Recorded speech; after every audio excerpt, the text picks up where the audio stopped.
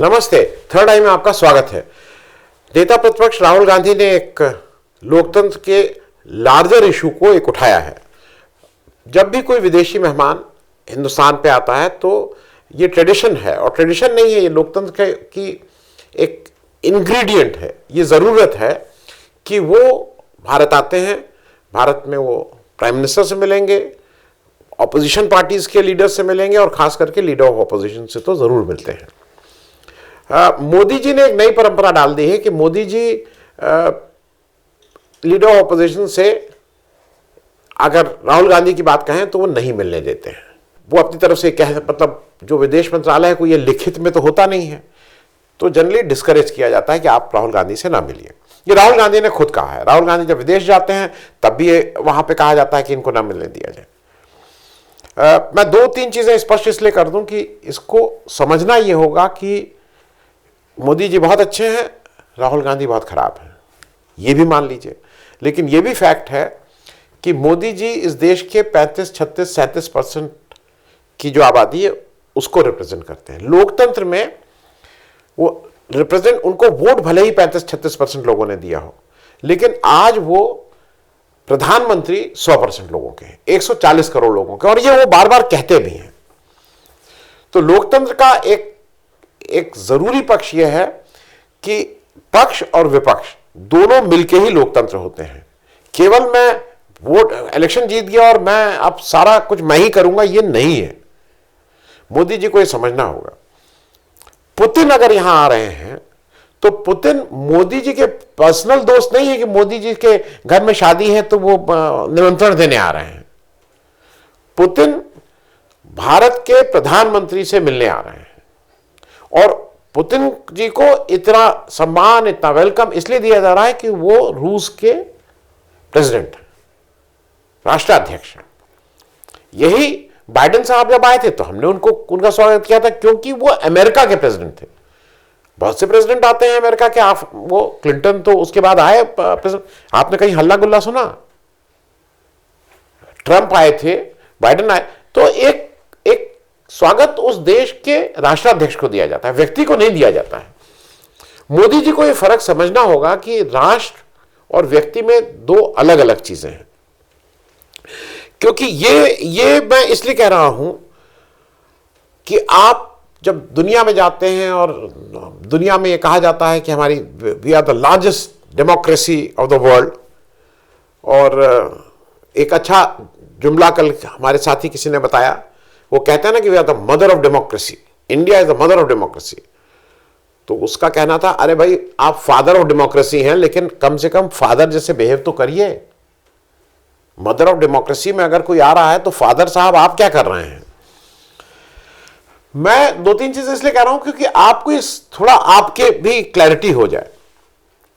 आप लोकतांत्रिक मूल्य मानते नहीं हैं, उसके बहुत से उदाहरण, मैं एक दो उदाहरण आपको दूंगा जिससे आपकी क्लैरिटी हो जाए। जो पार्लियामेंट चलती है, पार्लियामेंट में ये है कि जो स्पीकर है वो हरदम जो सत्ता पक्ष है उसी का, या उस सत्ता पक्ष का जो गठबंधन है उसका कोई व्यक्ति बनता है, क्योंकि उनके पास वोट ज्यादा होते हैं। तो ट्रेडिशनली स्पीकर वो बनता है। लेकिन ये भी है कि speaker is no party's man, वो निष्पक्ष होता है। हाल के दिनों में निष्पक्ष नहीं, वो अलग बात है। वो साफ साफ देखता है कि वो बीजेपी के स्पीकर की तरह बात करे, वो अलग बात है। दूसरी बात, एक डिप्टी स्पीकर का पद भी होता है, और डिप्टी स्पीकर का पद ये कोई मन का नहीं कि दिया नहीं दिया। डिप्टी स्पीकर का पद ट्रेडिशनली ऑपोजिशन को जाता है। बात ये होती है कि बैलेंस रहे, स्पीकर सत्ता पक्ष, डिप्टी स्पीकर विपक्ष। डिप्टी स्पीकर का पिछले 2019 से आज तक कोई डिप्टी स्पीकर ही नहीं किया है। तो मोदी जी का जो लोकतंत्र के प्रति बिल्कुल सम्मान तो छोड़ दीजिए, विश्वास ही नहीं है। मैं अकेला क्या विपक्ष विहीन सत्ता चाहते हैं, विपक्ष विहीन संसद चाहते हैं। संसद में जब कोई बिल पास कराना होता है तो 145 संसदों को निलंबित करके बाहर कर दिया और बिल पास करा दिया। ये कहीं संसदीय मर्यादा है। लेकिन आप जब राहुल गांधी को, लीडर ऑफ ऑपोजिशन को या ऑपोजिशन पार्टीज को मिलने नहीं देते हैं, तो ये आप इस देश के साथ खराब कर रहे हैं। इससे कमजोर कौन हो रहा है? इससे कांग्रेस पार्टी कमजोर हो, बीजेपी कमजोर हो, हम लोगों से किसी भी भारतीय से क्या लेना देना, तुम जानो, तुम्हारा काम जाने। लेकिन आपकी इस हरकत से भारत राष्ट्र कमजोर हो रहा है, क्योंकि जो व्यक्ति आ रहा है वो बीजेपी के प्राइम मिनिस्टर से मिल रहा है, वो भारत के प्राइम मिनिस्टर से नहीं मिल रहा है। ये फर्क समझिएगा। जैसे मैं दो चीजें बताऊं आपको, अगर याद हो तो पहले जब कोई गेस्ट आता था तो उसका एक, ये बहुत कॉमन था दिल्ली में, जो है एक हैदराबाद हाउस है दिल्ली में, इंडिया गेट के गोल चक्कर में है। उस हैदराबाद हाउस में एक स्टेट डिनर होता था, उसको बैंक्वेट बोलते थे, स्टेट बैंक्वेट होता था। और उसमें ना केवल सरकार, विपक्ष, मुख्य विपक्षी नेता, इंपॉर्टेंट एक्टिविस्ट, कुछ बुद्धिजीवी, ये सब लोगों को बुलाया जाता था कि भाई ये भारत है, और भारत का प्रधानमंत्री भी उसमें है, फर्स्ट अमंग द इक्वल्स है। मोदी जी का नहीं नहीं नहीं, अब वो मोदी जी रहेंगे, वो झूला झूलेंगे अकेले बैठ के, वो कुछ इस तरह की अजीब अजीब हरकतें करेंगे, लेकिन कोई स्टेट वो नहीं होगा, सबको नहीं बुलाएंगे। दूसरी चीज याद रखिए, आप किसी डिप्लोमेट की कोई भी उठा के जीवनी पढ़ लीजिए, एनी डिप्लोमेट। मैं बात अभी कर रहा हूं लखनलाल मेहरोत्रा जी की, बड़े डिप्लोमेट देश के, रूस रहे, अमेरिका रहे, चीन रहे, श्रीलंका रहे, बड़ा एक्सपीरियंस। पहले दूसरे बैच के शायद आईएफएस, तिब्बत को नेगोशिएट किए, चीन में उन्होंने फिर से वापस एम्बेसडर को वो किया, नारायणन साहब, बहुत बड़ा वो जिंदा है, उनकी किताब है। उनकी किताब में देखिए, जब भारत का कोई विपक्षी नेता भी जाता था तो जो भारत का दूतावास होता था वो उतना ही एक्टिव रहता था। रशिया में तो कम्युनिस्ट पार्टी की तो कभी सरकार नहीं थी ना केंद्र में, मतलब वो कभी ऑपोजिशन गठबंधन में वो जनता पार्टी या जनता दल में थे, लेकिन सरकार कभी नहीं थी। लेकिन कांग्रेस का जमाना था, कम्युनिस्ट पार्टी के लीडर्स जाते थे, उनका वो जो दूतावास है वो मैनेज करता था, चाहे अमेरिका, एक तमाम इस तरह के वृत्तांत आपको मिलेंगे। और देखिए एक चीज और भी है, जो संबित पात्रा कह रहे हैं ना कि ये झूठ बोल रहे हैं, हमने आपने किससे मिलाया, मंगोलिया और क्या मलेशिया, जो छोटे मोटे आप अभी कहेंगे अगली बार की बोलीविया से मिलवा दिया था। ये ऑन रिकॉर्ड है, ये आप इसको रिफ्यूट करिए। कांग्रेस की तरफ से कहा गया है कि पिछले जब से Rahul Gandhi leader of opposition बने हैं, 37 राष्ट्राध्यक्षों ने भारत विजिट किया है, उसमें से सिर्फ 4, और वो भी इनसिग्निफिकेंट लोग, मतलब बड़े राज्य के राष्ट्राध्यक्षों से राहुल गांधी की मुलाकात हुई है। मैं तो दूसरी बात कहूंगा,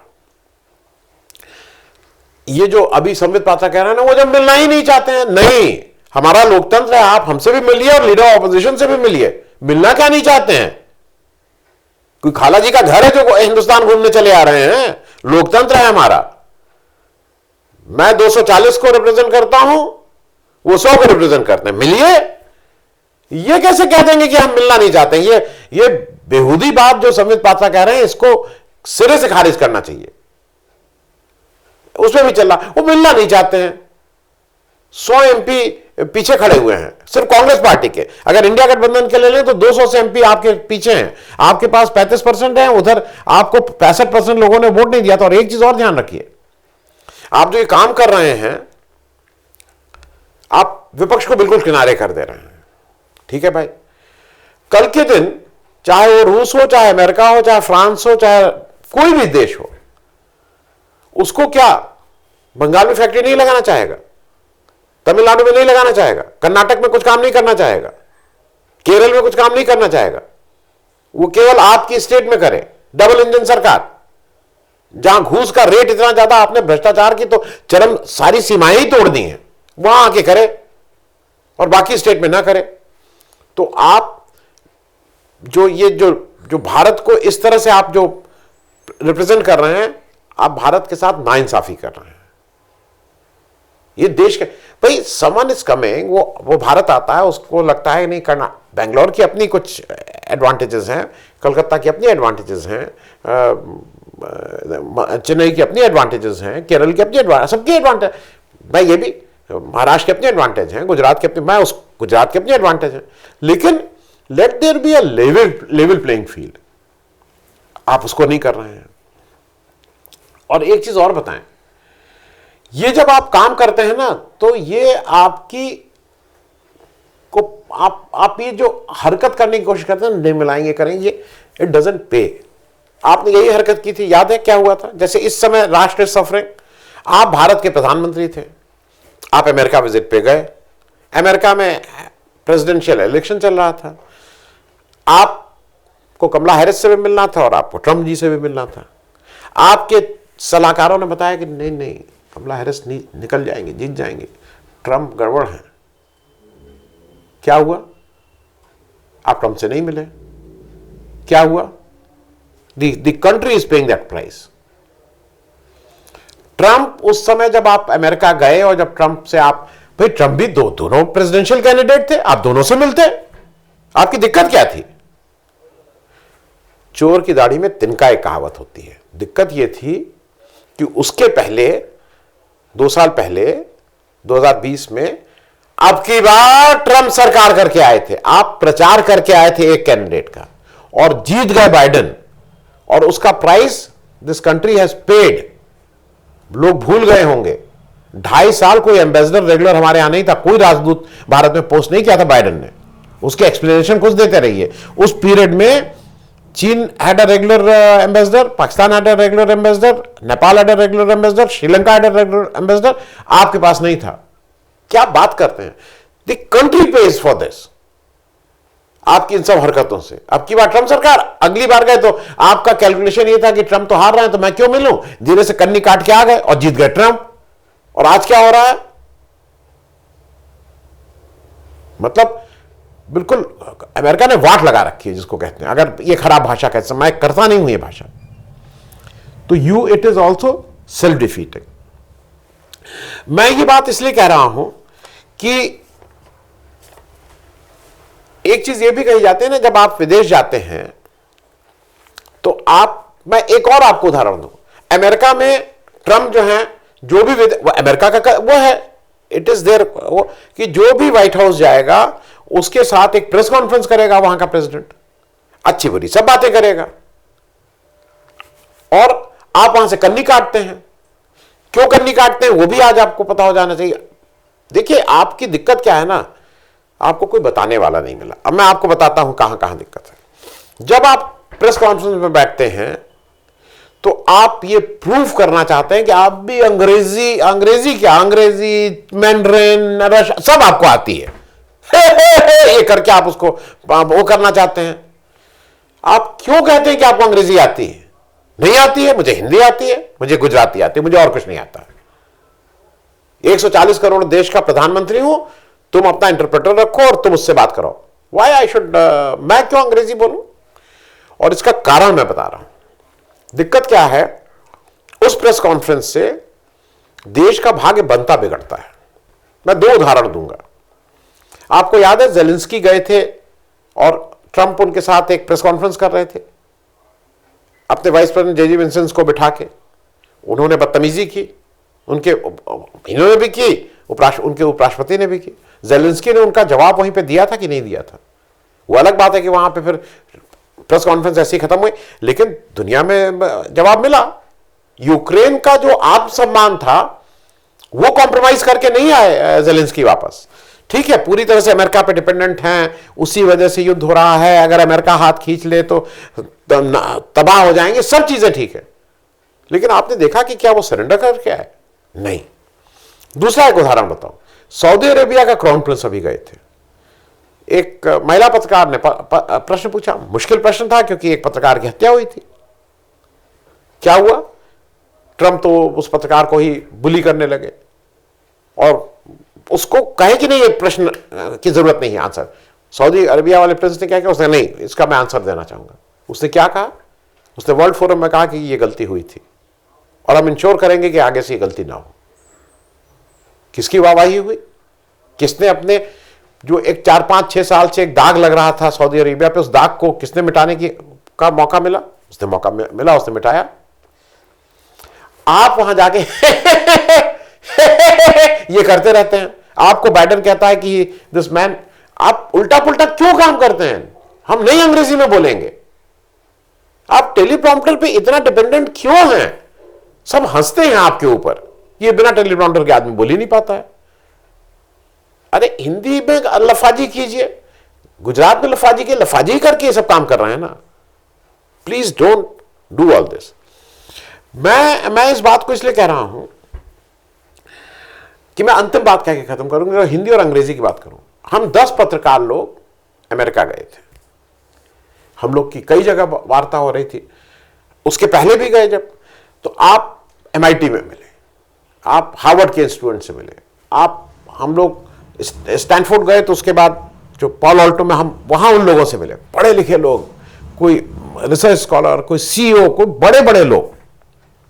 हमारे साथ के 2-3 ऐसे पत्रकार थे जो हिंदी में पूरी बात किए और उनकी बात अच्छे से हुई, उन लोगों ने चर्चा की।